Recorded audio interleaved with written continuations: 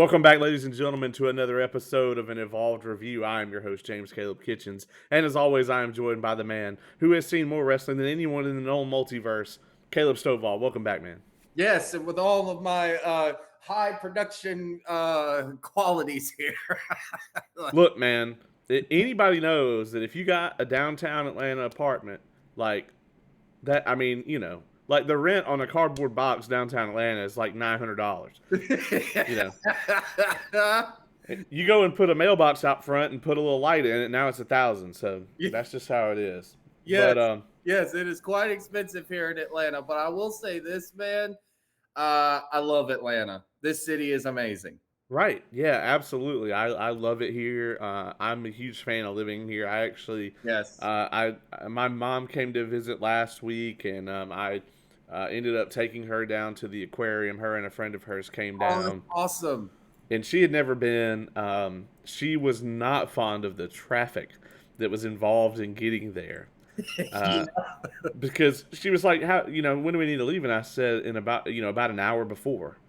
And she was like, "An hour? It's 13 miles away." And I was like, "Yeah, right, yeah." And let me tell you, it was the first time that I had been exposed to like the general public.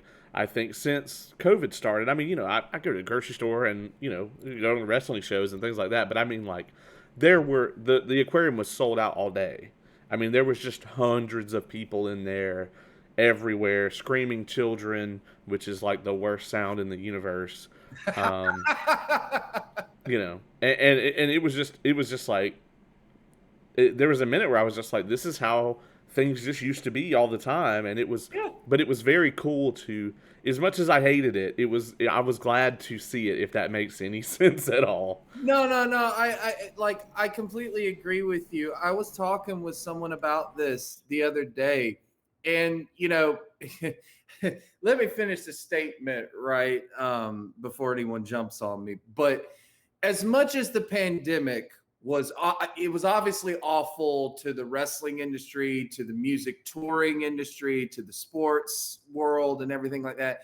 It was terrible in that sense. There was nothing good that came out of it. There's a positive thing, though, that I think I'm seeing, at least, in the fact of, like, I just bought Beartooth tickets. If there are any Beartooth fans on here, they're an amazing band. They're coming to Atlanta. And I looked on the Masquerade's website.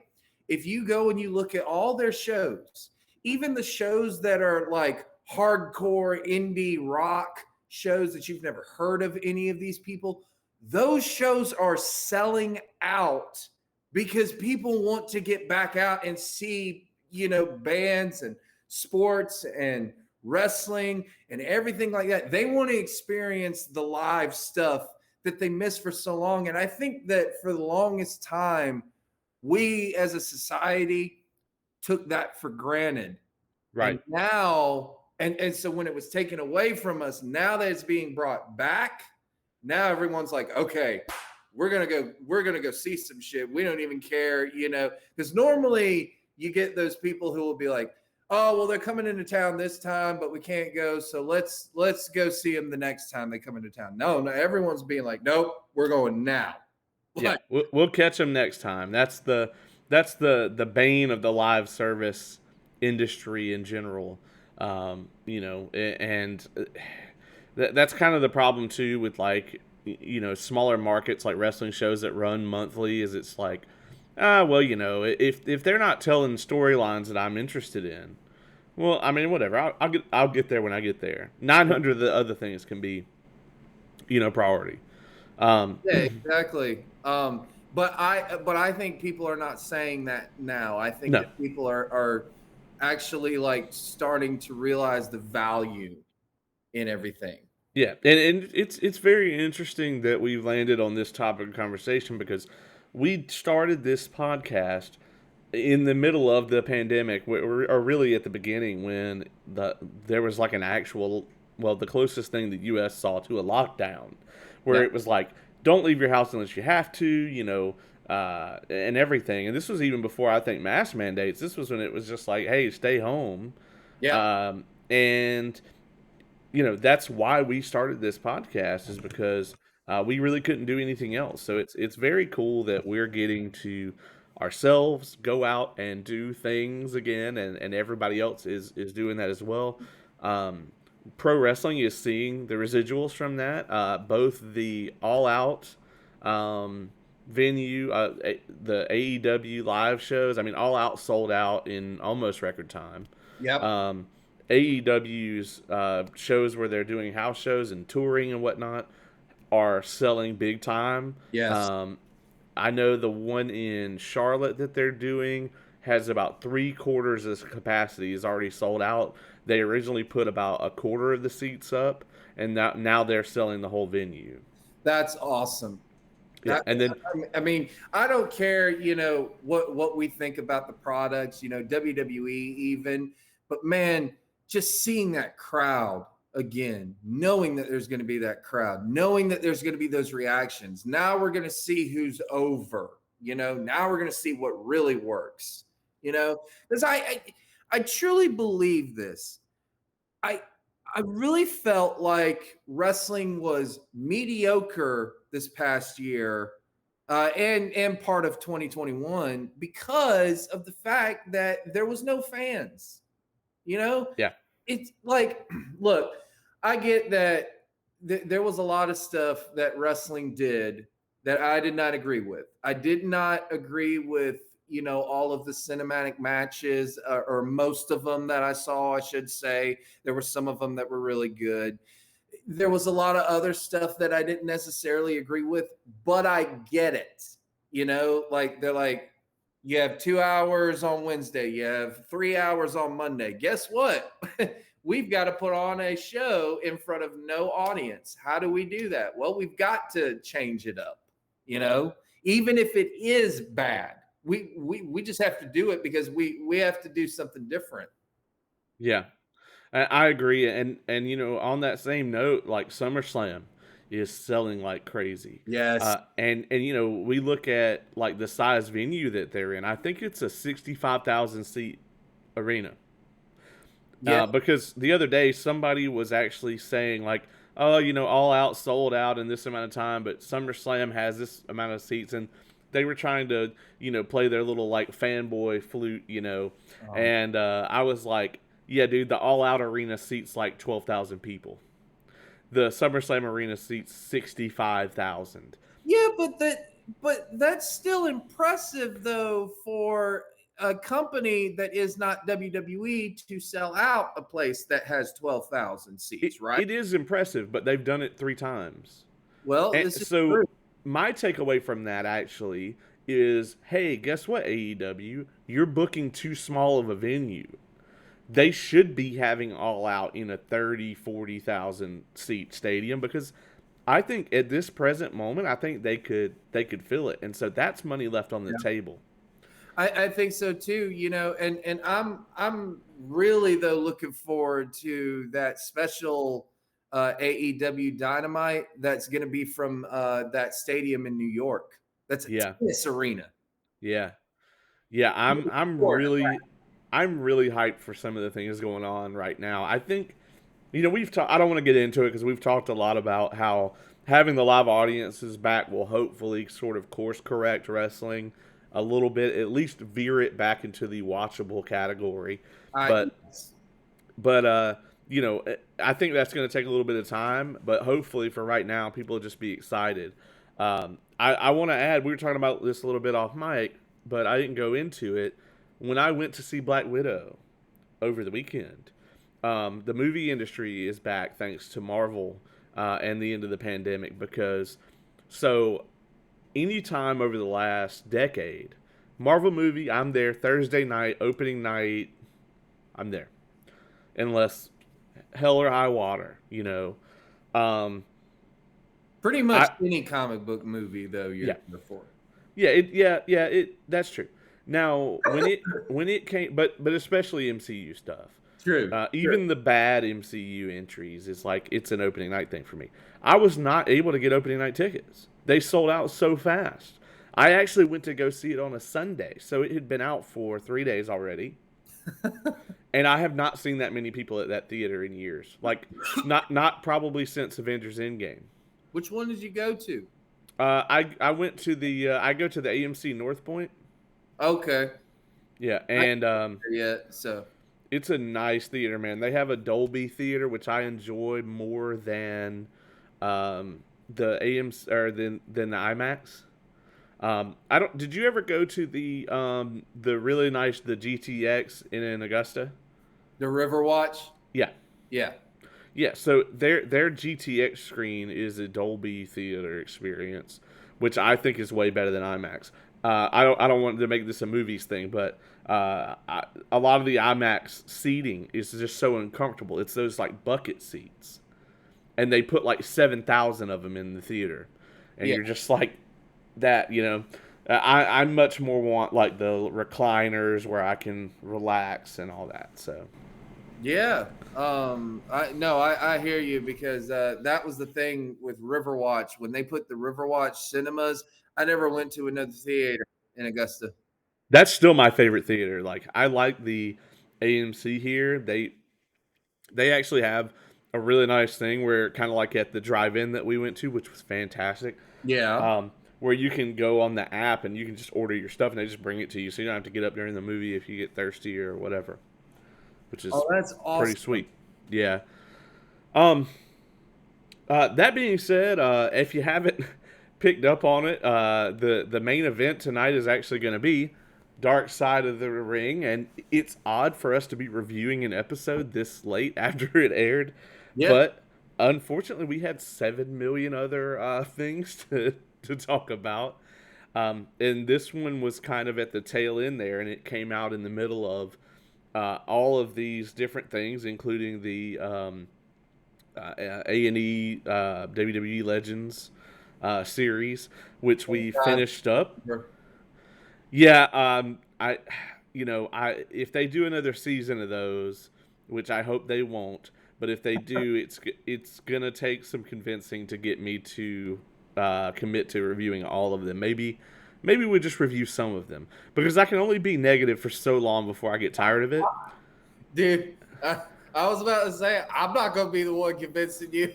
Right? Yeah. I mean, yeah, folks, if you've been listening to this product for a while, you know that I'm Caleb's the good cop and I'm the bad cop.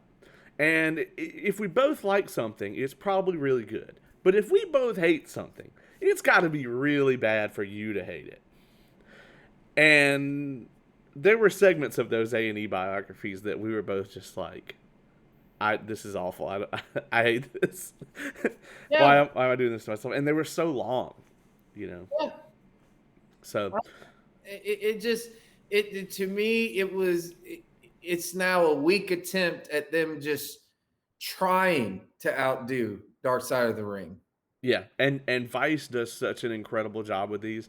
I do want to note before we get into it that we have done really well on the audio platforms lately. We answered a fan question on the last episode, which was the Bret Hart biography. Check that out. That episode has done really well. The special edition we did on Bo Burnham's Inside has gotten a lot of traction, and that's kind of why I wanted to do it. Was like that's outside the wheelhouse of this show typically, and Right. it's very it's something that people who may not be familiar with our show at all would maybe get into, and then that has done really well on audio platforms, and the Grizzly Smith episode as well. So one thing I want to say is if you're listening to this, if you're watching this on Facebook, go to an Evolved Review and leave us a review. I know it's weird that we're normally the ones giving you guys the reviews, but now we're asking for them. And if you're listening to this on Google Play or iTunes or any of that stuff, please go and give us a review. We will give you a shout out on the show.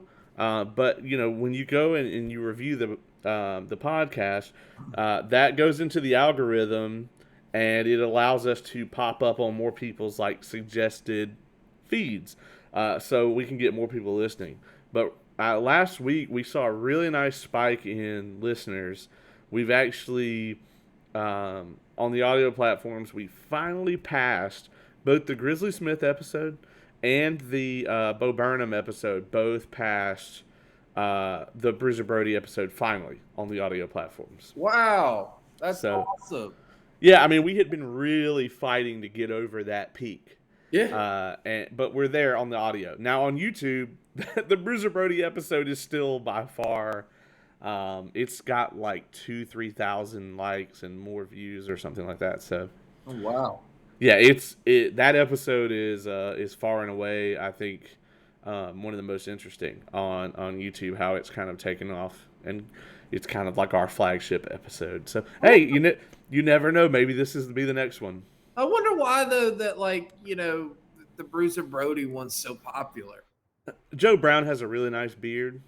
And that's what I'm gonna attribute it to. Now, I think part of it is it's such an interesting story. We've talked a lot about, we always compare these kind of wrestling tragedies to the like real life kind of murder documentaries that people like, and it's kind of the same thing. And that Bruiser Brody episode kind of blurs that line.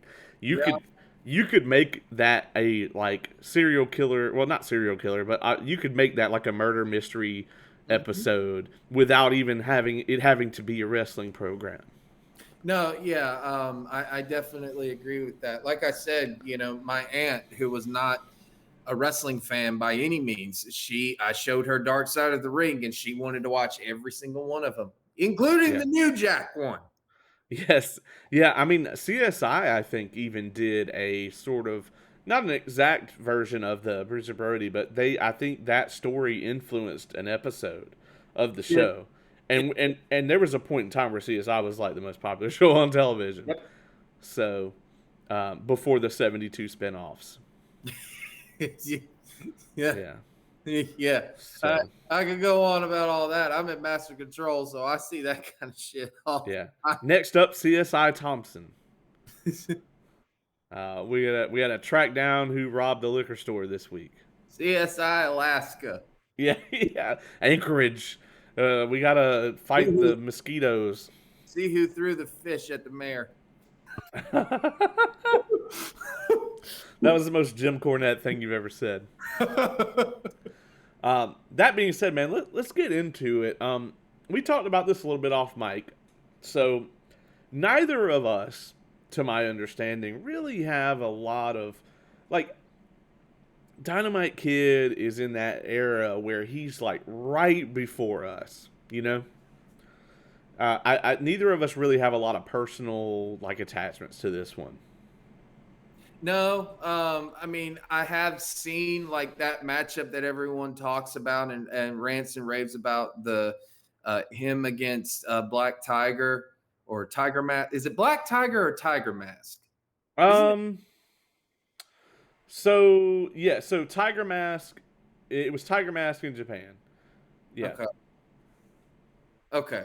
Well, all right. So Tiger Mask and Dynamite, I have seen that matchup and everything like that, but I've never really seen that much from him. I mean, of course, I know who the British Bulldogs are, but I couldn't tell you how good of a tag team they were because I didn't really watch, them.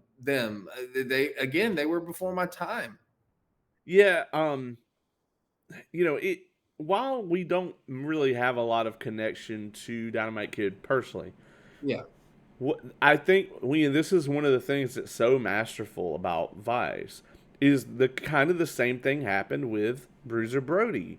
We weren't super familiar with him, but for that specific episode, they got none other than Mick Foley to come in there and tell us about how this guy was the real deal. And when you've seen a man lobbed off the top of a 16-foot high steel structure through a table, and he talks about somebody being the real shit, then you tend to listen. Yeah. And that was very effective yet again here, because while we are not, while we didn't have really any specific ties to this guy, and obviously throughout this episode, it's evident why his legacy is not, kind of up there with like the Randy Savages of the world, is, he did influence a lot of the people we do really like. There was no Jushin Thunder Liger without Dynamite Kid, and then also Eddie Guerrero, Chris Benoit, Owen Hart. That I don't really like the running theme here, but here we are. Yeah. But it's very we were talking about it about this off mic too. A lot of the style of Will Ospreay or Ricochet today. A lot of when I saw those clips of Dynamite Kid and Tiger Mask, that was immediately who I thought of was the Will Ospreay versus Ricochet matches that they kind of look more like a Dragon Ball Z fight than a wrestling match. That's just because both of them are freakishly athletic, and I don't know how. I truly believe is there are three people in the wrestling business: Ricochet, Will Ospreay, and Ray Phoenix. I don't think they're human. Yeah, yeah. I mean Ray Phoenix, man, I don't know how that. the guy is insanely fast and insane and just invincible. Yeah, and here was the thing, right? Ray Phoenix, real quick. When we saw that Dynamite in Atlanta, when we were watching the Lucha Brothers versus Kenny Omega and Adam Page, there was a spot where Ray Phoenix goes, he jumps and he does a Hurricane Rana to the floor with Kenny Omega, and when he did it, he just goes and does it. I'm just sitting there, I'm watching the matchup, and he does it. I just was like, what? What? Yeah, How is yeah, it possible? yeah. I mean, yeah. I'm with you. The athleticism from those guys is terrifying. And this episode sort of acts like a cautionary tale too. You have to think none of the stuff today. We think a lot about when you think wrestling documentaries. It's hard not to think beyond the mat, and we all have that memory etched into our brain of chair shot after chair shot after chair shot to Mick Foley from The Rock, and it's so you know all the things that they do now, all the precautions that are taken now. Not to say that there isn't still a ton of risk in pro wrestling, but if you were doing the kinds of things today that Dynamite Kid was doing in some of those matches back then, I mean the office would stop you in any legitimate company. They would sit you down and go, "Hey man, you got to take care of yourself." They would have taken him off the road if he had the kind of injuries. I mean, and this may be something that we need to put on the list of possible top 10 sins of Vince McMahon. Is they talk about, and we're kind of jumping around here, but it fits. They talk about him when he goes to WWF and he has the tag belts. The man had his discs tangled up in his spine and had to have back surgery, and 2 weeks later was back on television.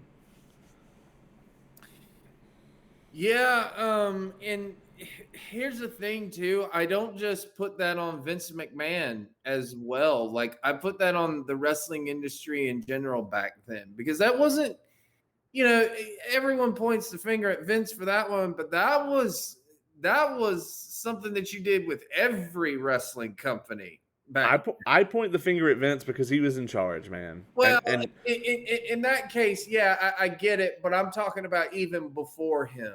I mean, yeah. that's just the way things were done with wrestling.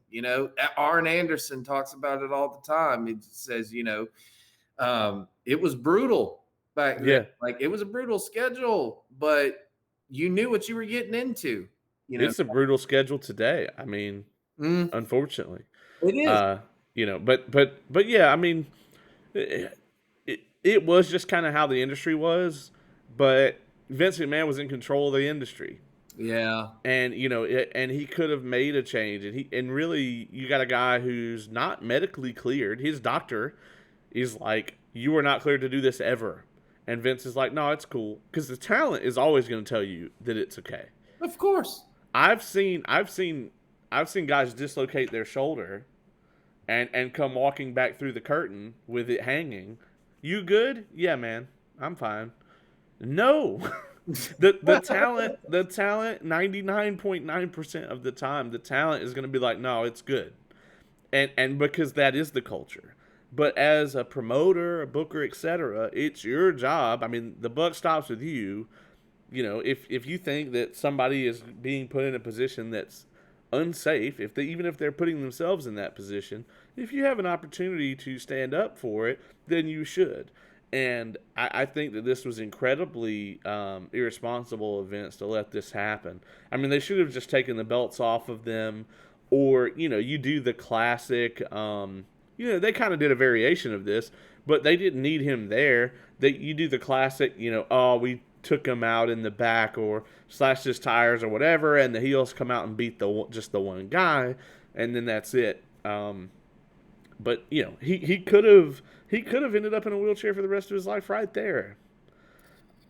Yeah, he could have, but I wonder. They kind of addressed this already too, but I was sitting there, I was just like, God, that's terrible from my vantage point and from other people's vantage point. From his point of view, though, what does that do to you mentally? Yeah, What does yeah. that, because if you're in constant pain all the time, you're constantly taking pills and you're doing steroids, not a good combination,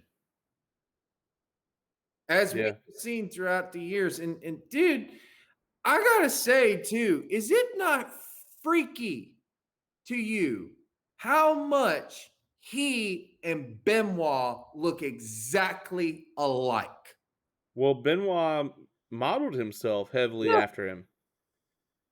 I didn't realize how much he did until watching this, because I was just like I'm even looking at the photo that we have here on the thing, and I'm sitting there just like dude, that looks like Benoit. Yeah. Yeah, I mean, Chris Benoit kind of idolized this guy. If you look at his style, I mean, that snap suplex that Benoit did, that's Dynamite Kid. Oh, The headbutt. suplex. Yeah, the headbutt, that's Dynamite Kid. I mean, he really modeled himself after him. And that's the absolute terrifying thing about it, if you think about it, Yeah. is he followed in his footsteps in literally every way, unfortunately.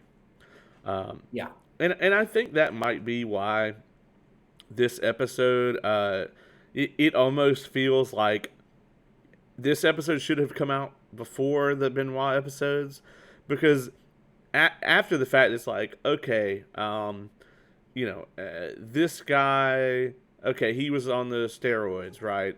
Which, Benoit clearly was on. Probably not as bad as Tommy was. This Yeah. guy was on it. I mean, they were just like, we don't give a shit. It was just an everyday thing for them. Yeah.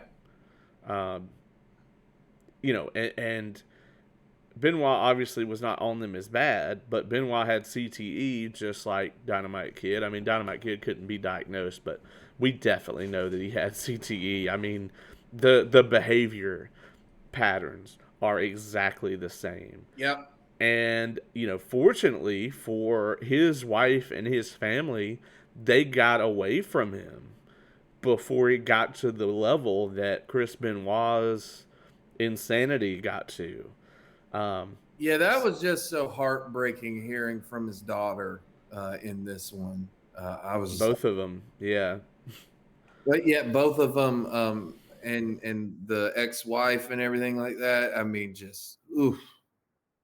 Yeah, I mean, it's interesting that, his ex-wife, it sounds like she's really able to separate the two individuals.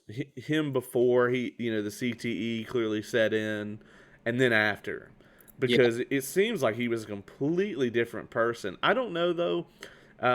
Some of the stuff, and we'll get into it in just a second. Some of the stuff he was known for doing backstage, made it seem like he was kind of a bully and kind of an asshole anyway, and that he really had a chip on his shoulder based on the way he was trained into the business. made both him and Davy Boy.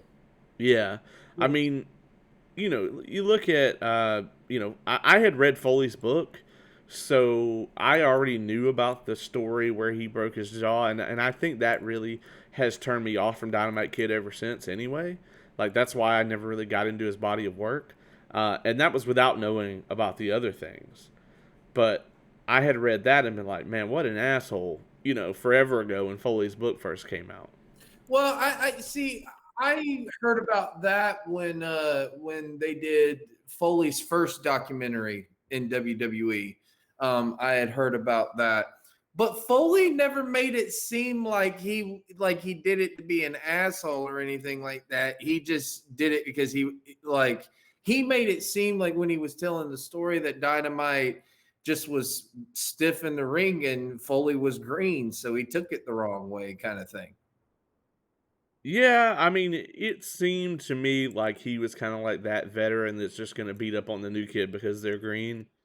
Which, I mean, once again, this is something that was prevalent in the wrestling industry for a long time and still exists in certain parts of the wrestling industry today. There's my cat, by the way. I was about to say, man, they're making cameos in this one tonight. Yeah, it's the middle of the night as we're recording this, so they're very active, and this little guy really loves to get up on the back of my chair. He used to do it when he was like a baby, and now he's a whole cat, and he still thinks he can sit up there, which he does a pretty good job with. There he goes. Um, yeah, they're. I also gave them some catnip earlier, so they're high. Oh, So it is what it is. But anyway, back to the subject matter. Yeah, I mean that's just something that is slowly dying in the industry, and it needs to die. And it's kind of like this whole episode is really a tale of that. It's like, well, everybody was doing steroids in the industry, and look what happened. Everybody was kind of, an asshole to the new people. Look what happened. Everybody, was kind of taking these unnecessary risks and running themselves ragged, and look what happened. yeah, but if you talk to Jim Cornette or anything like that, he thinks that still should kind of still be there. I don't know if to this extent, but that would be somewhere where I would definitely disagree with Jim Cornette. I do think that the business should be more focused on maintaining some semblance of kayfabe. Obviously, we're never going to go back to, because the internet exists Yeah, and Dark Side of the Ring exists, and we're never going to just go back to, wrestling is a real thing, and the whole smoke and mirrors of it. But just because I'm going to a puppet show doesn't mean I want to see the strings. exactly. Exactly. And when you walk through that curtain, you're either real or you aren't. And I think that needs to be a focus.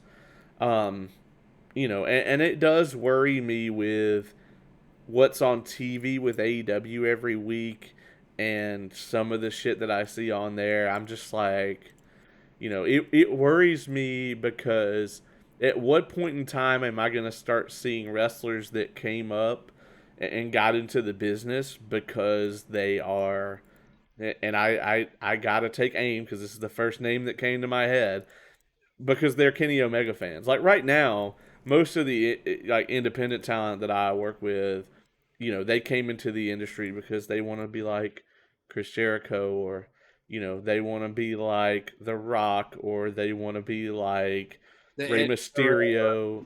Yeah, yeah. What's gonna happen when I start encountering the people who got in the business because they want to be like Kenny Omega? Then it's gonna be like, well, you can't work here. Well, it's okay because WWE will still be on television and people will get into the business because of Roman Reigns. I would take it. Yeah, I'll take it. They're gonna have to know more than 3 moves, though. Man, and that's really unfortunate. What if they came into the business and they said, "Hey, man, I got into this business because I saw Samoa Joe kill motherfuckers." Hey, man, yeah, absolutely. Because here's the thing, Joe, to my knowledge, only ever injured one person. It was a freak accident. You Tyson. know, yeah, and that was really unfortunate. But it was a freak accident. He just kind of slipped out of his arms. I mean, here's the thing, man. At the end of the day, people get hurt in the wrestling business. Yeah. I mean, shit. The very first show that we did for Viral, we had a guy bust his head open in the opening match and bleed everywhere. I remember that. A guy who's been on this very program, superhero homie Q, aka Ace, um, dislocated his knee on that Yep. same show. And then we also had a concussion in the main event that night because one of the boards in the ring had slipped and had doubled up, and so it created a ridge in the ring. Let's be honest. You're taking a risk when you do just a regular back bump. Right. But I mean, that's the thing too. Is you're taking a risk if you go to the gym, man. People get hurt in the gym all the time. It's like there is an inherent risk in the business, but it comes down to what sort of risk are you, are you being as safe as you can be while still putting on an entertaining product, or are you doing what Dynamite Kid did, which was basically just blatantly sacrifice yourself?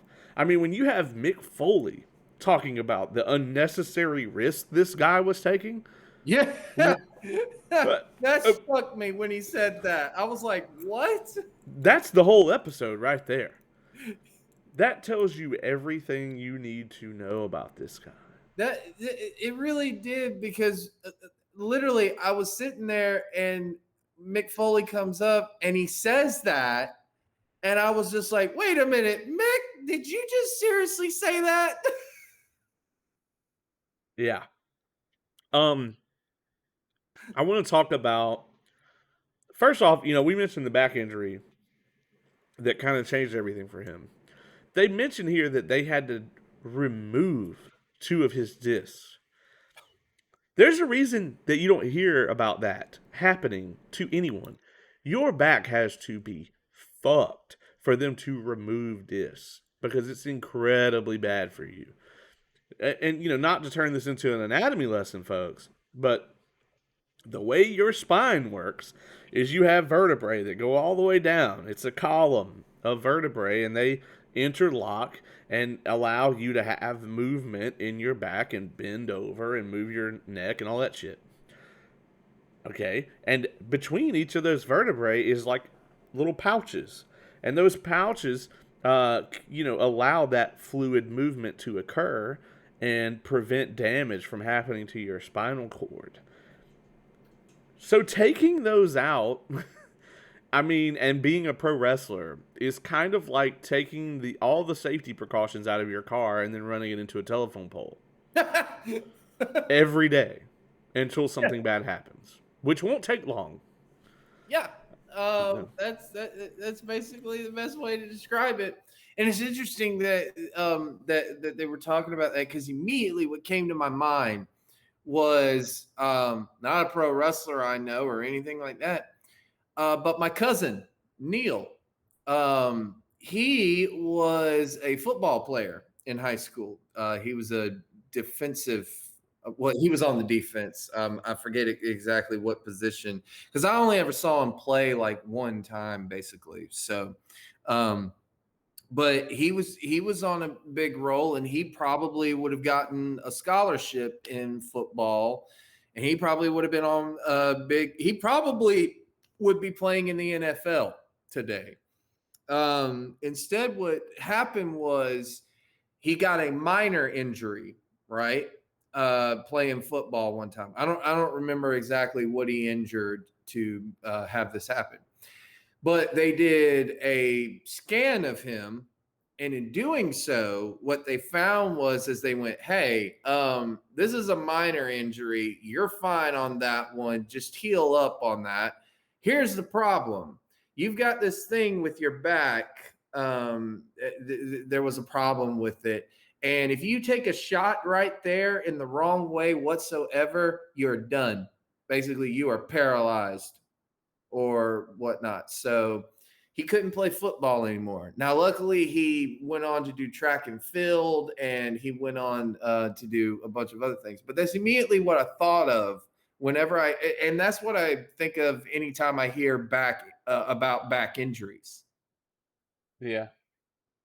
And just like, you know, hearing that, like what Dynamite did, just oh my god, I that's someone. Look, I've heard Jim Cornette utter this line, and you know you go too far when someone utters it. I'm a fan of wrestling all my life, and I love the wrestling industry, but it is not that important. Yeah. But I Yeah. mean, if you feel as though like and yeah, I will put that with the top sins of Vince McMahon that if wrestlers felt so strongly that they needed to do that kind of stuff in order to stay on TV and to make money, that's just wrong. Yeah. Agreed. Yeah. And I mean, that in general is probably got to be on there, Yeah, right? I mean, it's just got to be. it's got to be because I guarantee you, if Hogan would have came up to him and said, "Hey man, I need a break. My back hurts." All right, well I'm going to give you time off. Yeah, probably. Dynamite, though. Hey Vince, my back is killing me, man. I need some time off. No, I need people to fill in these matches. Yeah. You're not wrong. That's just, I mean, that's terrible. But it wasn't just him, too. Davy Boy probably did a bunch of the same things. Right. Yeah. I mean, it's a lot of people. I mean, you remember the Pillman Jr. episode where he talked, he was in that horrific car accident. He constantly was worried about whether he was going to be able to get back on TV or not to be able to keep his spot. Yeah, and it was awful. But here's something they made it seem, and I'm not sure if you're about to bring this up or not, but I'll go ahead and bring it up. They made it seem like a lot of this was because of a little incident that involved Jacques Rougeau. I actually wanted to come to that next. So here we are. And well, I see. I asked that because that's really what they made it seem like. Like they made it seem like after this incident, he became a completely different person. Well, see, um, I didn't really get the idea that this was like I didn't really get the idea that this was a situation where he where this was the cause. I mean, when they talked about it a little bit, Dan Spivey mentioned, he felt disrespected after that, and like his reputation had changed. How cool was it to see Dan Spivey? That was cool. The veins in that dude's head, I couldn't stop looking at them. It's so weird looking. Uh, He you know, still looks like an intimidating son of a bitch, doesn't he?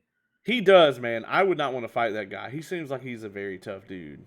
Dude, he really does. And by the way, Waylon Mercy is one of the most underrated characters in WWE history. Yeah, that's true. That's definitely true.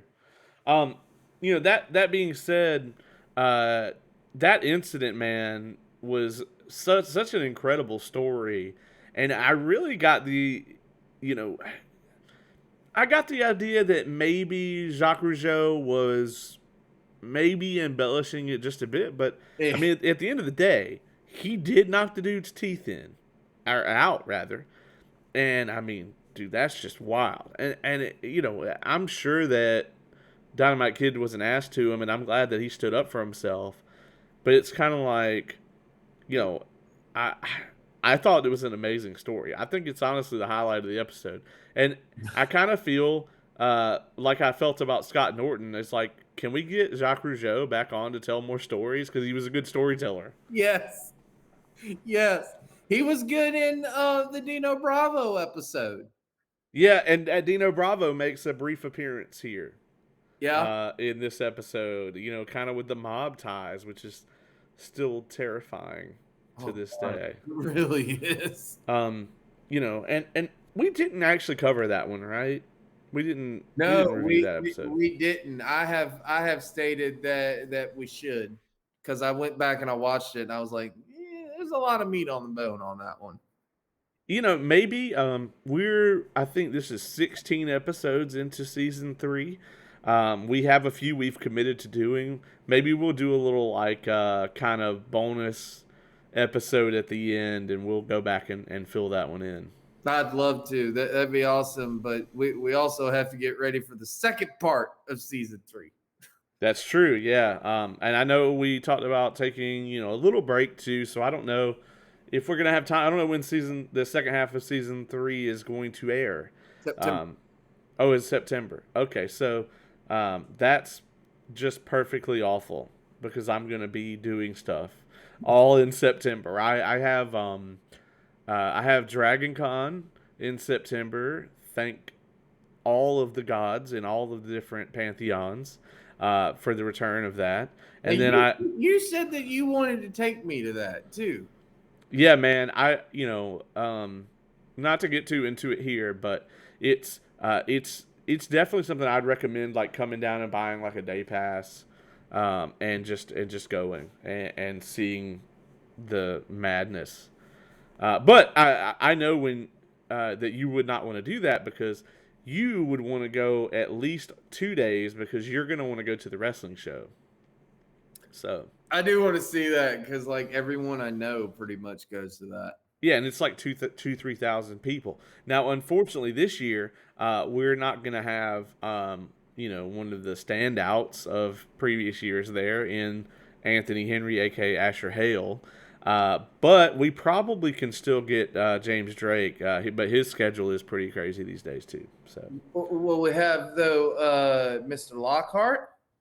Oh man, I don't know. I can neither confirm nor deny or even speak on that. So, okay, that would be fantastic, huh?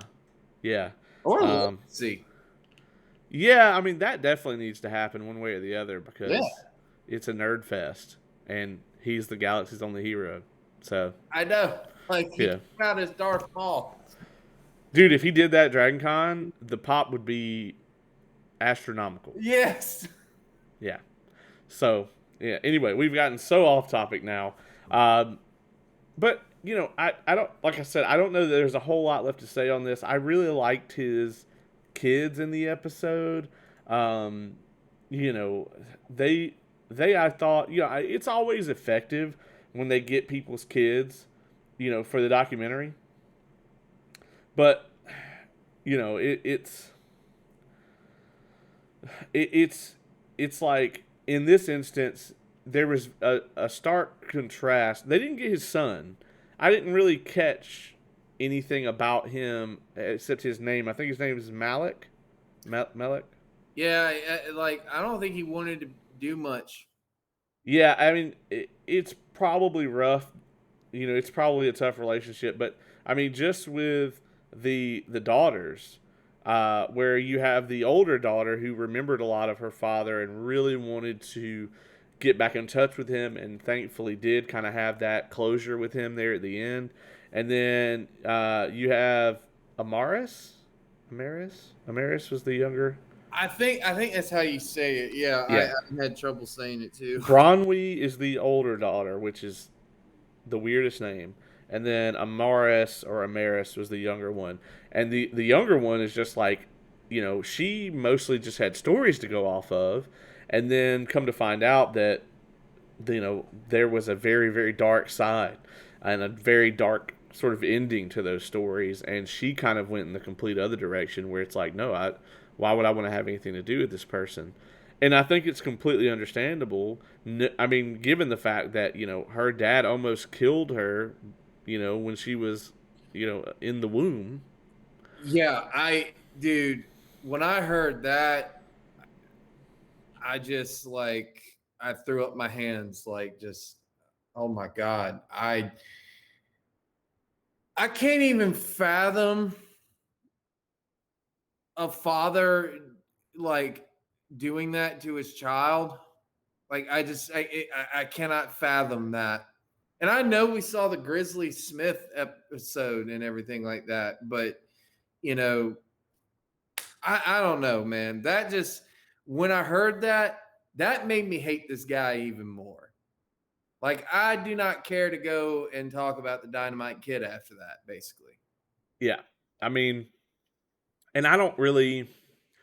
I know we talked at length in the Chris Benoit, um, episodes about how in order to be able to appreciate any of his body of work, you really have to separate the man from the character.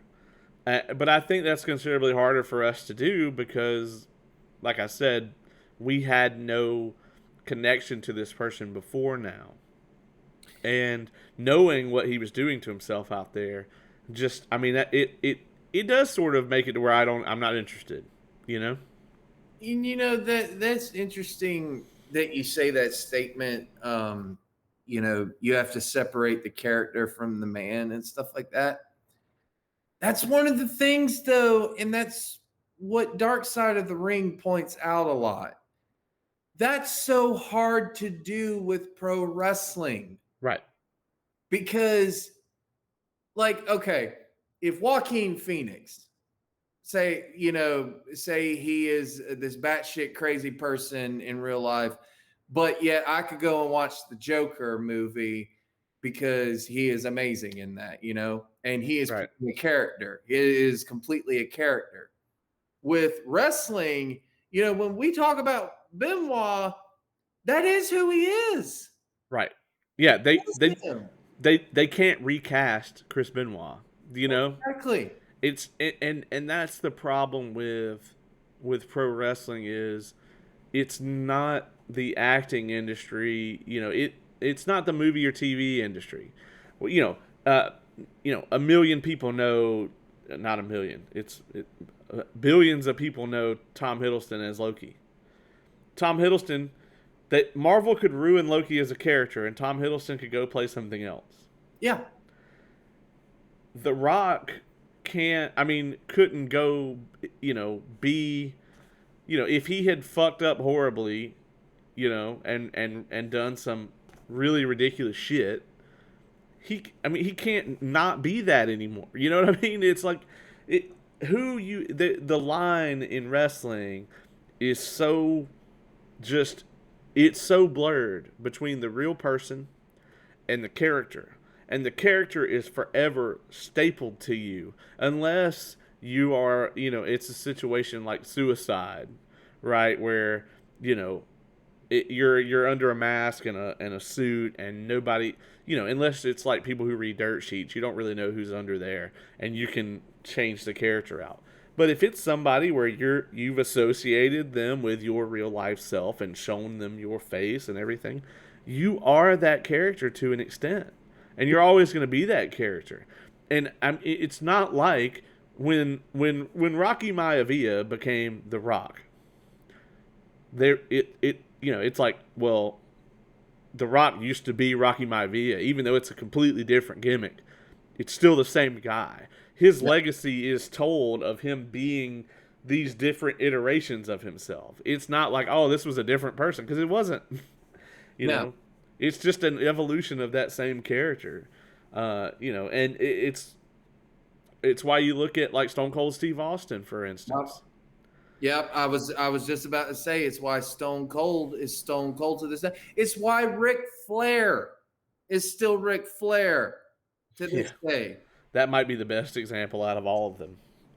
I mean, it's true though, So that's why, when people make statements, well, you need to separate the art from the man. I'm like, with wrestling, that's almost impossible to do. Yeah, I mean, it is tough. I mean, I forced myself to do it with Benoit, I think, because his body of work to me, I mean, that is like a majority of my childhood and a majority of the time that I've like really loved wrestling, and to take that out of it, I can't do it. But I also recognize that the shit that he did was absolutely horrific and just unfathomable. It's like Rowdy Piper said when they were doing the Legends House thing, and they had Gary Busey come on, and he was talking to him. and Gary Busey made the comment of like, yeah, I played in this movie and I became this character, but then I got out of him or something like that.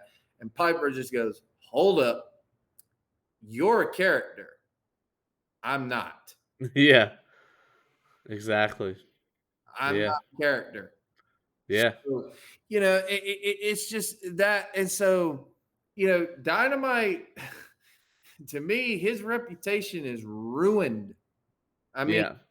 just like Benoit. Well, and I think a stark difference here too is, you notice most of the guys kind of always hated this dude anyway.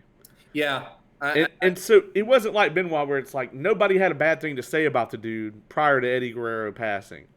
And then people were like, he's kind of weird, you know? And we associate it so much with the CTE, of this person that we knew to be this sort of kind and gentle guy that, was affected by all this stuff. Whereas with Dynamite, it's like, it seems like I think he was an asshole before the CTE. Yeah. Yeah. That's definitely what I got. Like a lot of wrestlers, while they respected his body of work, they didn't respect him. What did you think about Julie Hart being in this? That was very interesting. I did not expect that. I Yeah. I was like, wow, they got her for this, but it's funny, like they've done Bret Hart documentaries before, and she's never spoken any of them. Yeah, I guess because this was her sister and she was intimately kind of familiar with it. And I do agree with his ex-wife on where she says at the end that if you're going to talk about this stuff, talk about the effects of the steroid use in the industry. Talk about the CTE, because a lot to an extent, these people are victims of a medical condition that is prevalent in their sport. And it is, very important to be aware of in any pro sport where you could end up with a concussion, which is most of them. To be looking out for this sort of thing, and it's very good now that at least at the higher end of the wrestling industry, that doctors are looking for this stuff more. And I mean, I've even known people on the indies who have gotten a concussion and been scanned for it and things. So it's good that the guys are aware of it too, so that they know what to talk to their doctors about, and they know to see a neurologist if they're having these sort of symptoms. So I do think that that is a good message that, while it's easy to get caught up in the tragedy of, oh, this crazy pro wrestler did XYZ, we need to talk about the root causes, when this stuff comes up. I think too, you not only talk about that, but you also have to talk about the effects of traveling way too damn much.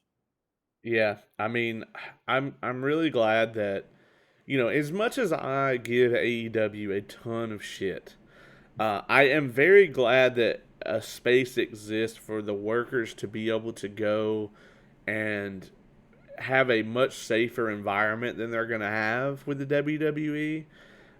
I think that that's awesome. I think it leads to, I mean, I think that creatively they are given way too much freedom in a lot of scenarios, but I'm very glad that their safety and rate of pay is considerably better than it would be at the WWE. And I'm glad that they're kind of setting a precedent for that in the industry because, I mean, the Carney Act from Vince McMahon just needs to go. I really hope that they sell out soon and that those wrestlers can end up working for a legitimate company, at like NBC or something like that. Yeah. Like I said, I just, that's been one of my issues with wrestling for a while is, you have to have a break in there. And I just heard Bischoff talk on his podcast. He was like, well, you say that, but you take away half of your income and everything like that and whatnot or blah blah blah. And I'm sitting there just like, yeah, but that's not going to mean anything if you're constantly paying for to fix injuries.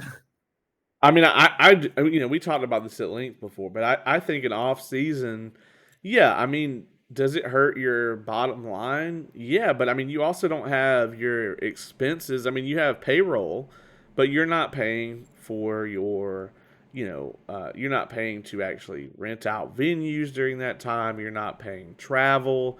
You're not paying, per diem for all the people that are traveling. I mean, there's just a lot of things. I think in the long run, yeah, it's a little bit of a revenue loss. It's definitely an ad revenue loss, but they still would get income. I mean, it's not like, if we did a 9 month wrestling season with 3 months off, it's not like the networks aren't going to put reruns on during those times. I mean, you're still going to be getting some ad revenue, not as much as brand new content. But I mean, even if they produce 9 months of television a year, that's still more than anybody else.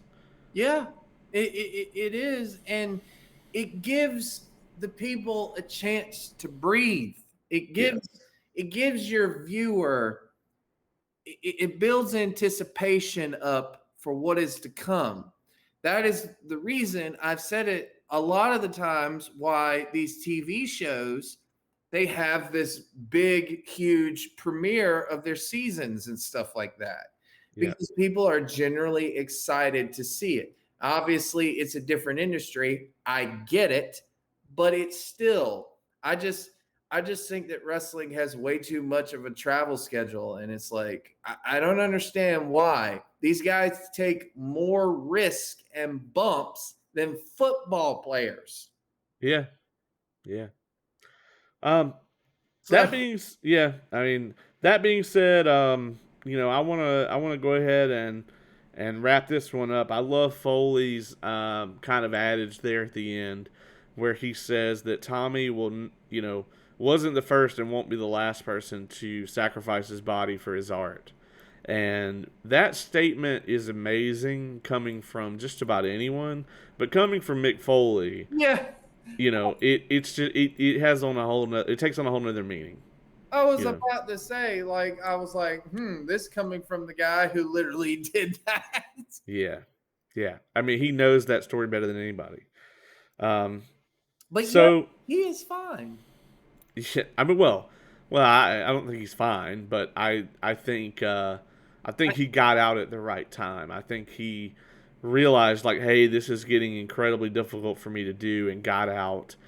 And your body does heal over time. When you take it away from those constant bumps and things, but it takes a long time. I mean, I didn't go through anything near what Mick Foley went through, but just the like 10 years or so of wrestling every other week, and training and all that stuff. I mean, I had tons of like, you get the little nicks here and there that you just start ignoring. That you just you're like, oh well, that's just a thing. That's just an injury that I have, and it's just gonna be there all the time. That stuff does start to heal over time. And Mick Foley, it probably took a decade for him to, and I'm sure he still feels a bunch of that shit. Yeah, I'm not saying that obviously he's he is pretty beat up obviously from over the years, but I'm saying as far as like crazy mental health problems and everything like that, he Yeah, seems to be fine. that's true. Yeah, I mean, he lucked out, man. He really did. He really did. Like Um, like with the bumps that he was taking, he's lucky to be walking. And Dynamite did not become so lucky in that instance. I mean, he went through the worst of times. In fact, when the Benoit murders happened, guess who they interviewed? yep. Dynamite. That to me was the biggest thing I took away from this was I was just like, oh my God, like it is freaky how similar he and Benoit were. Yep, and incredibly the kind of the difference is like Dave Meltzer even hits on it in this is it's like he's never going to get the credit he deserved for just the ring work because the entire story is shit. With Benoit, like I said before, it's like you have this figure who's obsessed with being as good as he can be, and also being this incredibly kind like person who's got this family of like brothers in the wrestling business. Whereas with this guy, it's just a shit story from jump. You know, the only people they could find to interview that spoke fondly of him were the guys he used to do roids with. Yeah. You know, and they seemed like they were probably assholes too. Yeah. It was like the wandering crew of assholes in the back that stuck together. But You know, yet, a lot of people talk glowingly about Davy Boy Smith. well, that's true, but I mean, he wasn't one of those. You know, he wasn't Dan Spivey or I can't remember the other guy that they interviewed. Um, Um, the guy that like breaks down at the end. What was his name? oh, I forgot. Um, Gary something. Yeah. I can't remember. Yeah, yeah. I mean, it wasn't anybody that we were super familiar with, but yeah. So I think that's the difference here. But you got any more thoughts on this one before we wrap it up? Just not really. I mean, it was just a terrible story. Um, and I know that positive talk can come out of sharing these kinds of stories and everything like that. But just when I heard about the gun on the daughter, that set me off.